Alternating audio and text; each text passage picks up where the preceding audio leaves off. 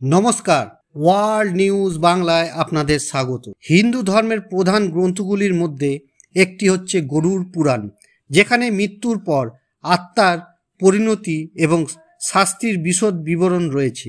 এই প্রাচীন গ্রন্থে বলা হয়েছে, যে ব্যক্তি তার জীবদ্দশায় পাপ করে মৃত্যুর পর তাকে নরকে পাঠানো হয়।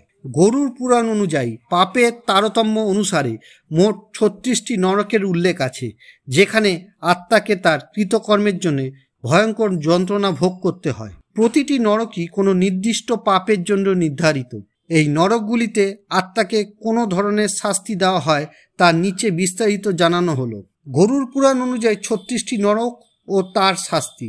গরুড় পুরাণে বর্ণিত নরকগুলির মধ্যে রয়েছে তামিস্য নরক, যেখানে স্ত্রী বা ধন সম্পদের জন্য প্রতারণা করলে অন্ধকারে বন্দী করা হয়।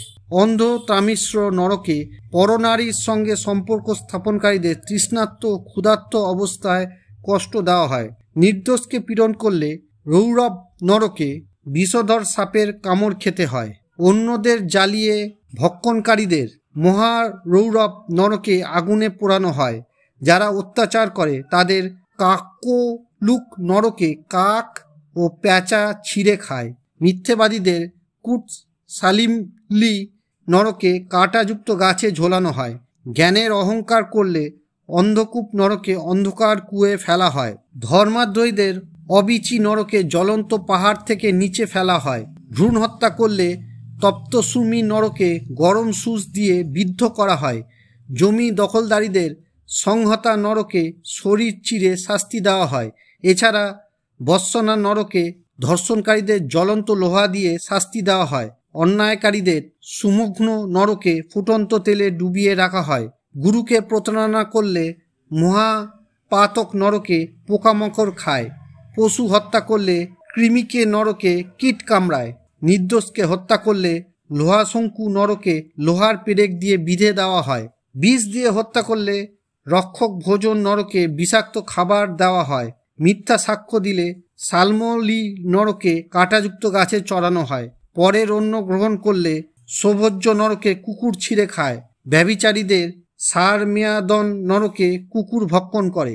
মদ্যপানকারীদের আসানপান নরকে বিষাক্ত তরল পান করানো হয়। ব্রাহ্মণের ভোজনে অপমান করলে লাল ভোজন নরকে মাংস খেতে দেওয়া হয়। পবিত্রতার অসম্মান করলে শৌচাবট নরকে মলে ডুবিয়ে রাখা হয়।